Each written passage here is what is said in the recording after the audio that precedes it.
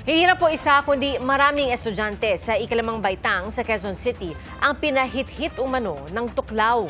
Ang isa po sa kanila nangisay at nawalan pa ng malay. Saksi si Marisol Abduraman, exclusive.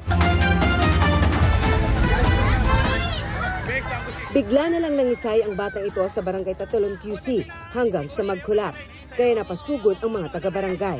Napag-alaman na itong bata na to nag-take or pinag-take allegedly nung sinasabi nilang artificial marijuana, yung tuklaw. Una naging unconscious, tapos naging conscious na po yung bata. Dinala sa barangay ang batang grade 5 student, tulala at hindi makausap. Naroon na ang kanyang ama. Nangisay po siya dun sa kalsado dun ng paaralan.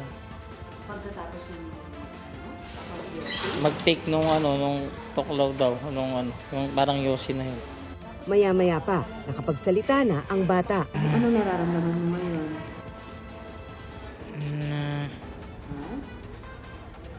Nahuhulog. Nahulog. Tinig ko po na tuklaw. Tuklaw. Anong itsura niya? Para siyang sigarilyo? Bali, hinit-hit mo siya. Opo. Ilang beses kang humit-hit nun? 2. 2. Ang tuklaw ay isang sigarilyo na may halong synthetic cannabinoid, isang kemikal na nilikha para gayahin ang epekto ng natural cannabinoid na mula sa marijuana. Lubhang delikado sa katawan ng tao, kaya kabilang ito sa mga ipinagbabawal sa ilalim ng Dangerous Drugs Act. Nauna nang sinabi ng PDEA na ang pangingisay ng mga nakahit-hit nito ay isa raw epekto ng nasabing kemikal. Labis na nababahala ang ama ng bata, lalo't hindi raw ito ang unang pagkakataong gumamit ang anak ng hinihinalang tuklaw. Nangisay po siya kasi nakita ko siya manggulo ng bahay. Yung bumagsak siya na parang kala mo tumumba na Agad pinaimbestigahan ng barangay ang nangyari. Saan galing yan at sino ang nag-susupply dito niyan, no? Nagulat kami at naalarma kami. Yung nangyari dun sa bata, this is the first time, no, na nagkagano na meron na pala dito. Ipinatawag ng barangay ang mga batang nag-abot ng tuklaw sa biktima, pati kanilang mga magulang. Dito na lamang meron pa daw ibang grade 5 students na gumagamit rin ng tuklaw. Tukoy na rin daw ng barangay ang nag-supply ng nasabing tuklaw sa mga bata. They are adult, pero na-target nila yung mga minor talaga. Kung makikita mo, bakit 3, 5, 6 ang sinusupply, puro minor. Di ba? Hindi ka namin titigilan, mahuli ka lang po namin. Para sa GMA Integrated News, Marisol Abduraman, ang inyong saksi. Patay sa landslide ang batang 6 na taong gulang sa Pudtol, Apayao. Natabunan ng lupa ang kanilang bahay malapit sa bundok matapos ang pag-ulan kahapon. Nakatakbo palabas ang mga kasama niya pero naiwan ang bata. Sa Santa Praxedes sa Cagayan, 2 kawani ng DPWH Region 2 ang patay matapos matabunan ng gumuhong lupa kanina umaga. Ayon sa lokal na pamahalaan, nangyari ang landslide habang nagmomonitor ng trapiko ang mga biktima kasunod ng mga pag-ulan sa lugar. Isa po sa kanila ang naisugod pa sa ospital pero nasawi rin kalaunan. Ang nagpaulan sa Apayao at Cagayan ay ang shear line o ang salubungan ng mainit at malamig na hangin. 16 na Chinese national kabilang ang isang pugante ang arestado sa Maynila. Ang ilan undocumented o may problema sa papeles. Saksi si John Consulta. Nakasalang pa sa kanilang mga workstation ang mga Chinese na ito nang abutan ng Bureau of Immigration Fugitive Search Unit sa isang gusali sa Maynila. Ang ilan undocumented o kaya'y may problema sa kanilang papeles. Arestado ang pinakapakay ng operasyon, isang puganting wanted sa China dahil sa kasong fraud. Ayon sa immigration, tindahan ng CCTV at electronics equipment ang front ng grupo. Pero lumalabas na sila umano ang nagpoproseso at nagsusupply ng mga computer at cellphone na ginagamit ng mga scam hub. Inabutan pa sa lugar ang sangkaterma mga computer at cellphone, kabilang ang ilang nire-repair pa. Nagsusupply ng mga gadgets, iba't ibang gadgets, na ang pinagsususpetsahan po ng ating mga operatiba ay maaaring ginagamit doon sa mga scam hubs kung saan involved ang mga foreign nationals. Meron po siyang kaso sa China na embezzlement, so may mga niloko po siya, mukhang isa itong economic crime, at ang ginawa po niya ay parang siniphon ang pera na na-embezzle niya doon sa kanyang mga credit card.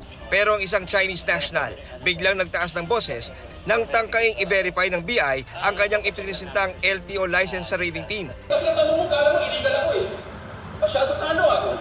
Diba? Ano siya? Wala namang problema, hindi naman ako... Yung pagtanong mo sa akin para illegal eh. Walang ginawa illegal. Check mo ako.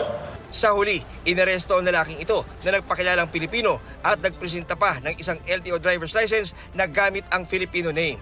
Ayon sa LTO, bagamat legit ang lisensyang may litrato pa ng Chinese, hindi totoo ang Filipino name na ginamit. Sa ngayon, na-trace na ng LTO kung saan nabigyan ng lisensya ang Chinese gamit ang pekeng Pilipinong pangalan. Agad akong nag-issue ng show cause order dun sa opisyal ng LTO, hepe ng LTO, kung saan kinuha yung license na yon. Napaka-importante nito kasi may national security concern tayo dito. Itong mga Chinese national na nakakapag-acquire ng Philippine license na Filipino name, kinukonceal nila yung identity nila. So, mananagot yung mga opisyal ng LTO na nagbigay ng lisensya dito. Wala pang pahayag ang mga Chinese na nakakulong ngayon sa BI Detention Facility sa Bikutan.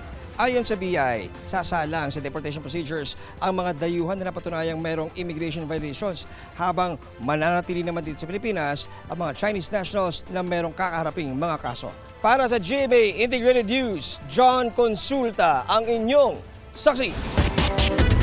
Pinagpapaliwanag ng Land Transportation Office ang nakarehistrong may-ari ng sasakyan na nakunan sa isang viral video. Ang nagmamaneho kasi menor de edad na wala pang seatbelt. Ating saksihan. Sa viral na ngayong video, marami ang nabahala na makita ang menor de edad na nagmamaneho ng kotse sa isang kalsada. So mga guys, ito pala ang natin, dinadrive natin, matik pala ito. Yan. Wala nang ang suot na damit pang itaas, wala pang seatbelt ang bata habang nagdadrive sa pakurbang daan. Paahon tayo ngayon, paahon. Tila hindi rin niya alintana ang mga nakakasalubong niyang sasakyan sa kalsada. Ang video na ipinostong linggo ay may mahigit 6.7 million views na ngayon na nakarating na rin sa Land Transportation Office. Ayon sa LTO, sa Mindanao kinuna ng video at tukoy na nila ang nakarehistro may-ari ng sasakyan. Nag-show cause order na po tayo doon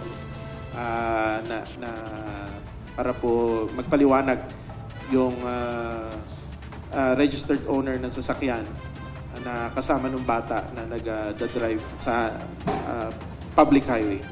Sa ngayon, wala pang detalye ang ahensya kung sino ang kasama ng bata at pumayag na magmaneho siya ng sasakyan. Base po dun sa video yung nakasama ng bata, relative niya. Malamang po yung magulang. Sinusubukan naming makuha ang pahayag ng mga magulang na naturang menor de edad pero wala pa silang tugon. Ilang ulit nang nagbabala ang LTO kaugnay sa mga menor de edad na nagmamaneho ng sasakyan. Kabilang sa mga posibleng paglabag ng may-ari ng sasakyan pumayag sa pagmamaneho ng bata ay reckless driving. Ipinagbabawal din ang hindi pagsusuot ng seatbelt. Dati na rin ipinaalala ng LTO ang RA 11229 o Child Safety in Motor Vehicles Act kung saan kabilang sa ipinagbabawal ang pagpapaupo sa unahan ng mga sasakyan sa mga may edad 12 pababa. Maliban na lang kung siya may taas sa 150 centimeters. Kung uupo sa harap, kailangan ay tiyaking gagamit ng seatbelt ang bata. Para sa GMA Integrated News, Marisol Abduraman ang inyong saksi. Mga kapuso, maging una sa saksi. Mag-subscribe sa GMA Integrated News sa YouTube para sa iba't ibang balita.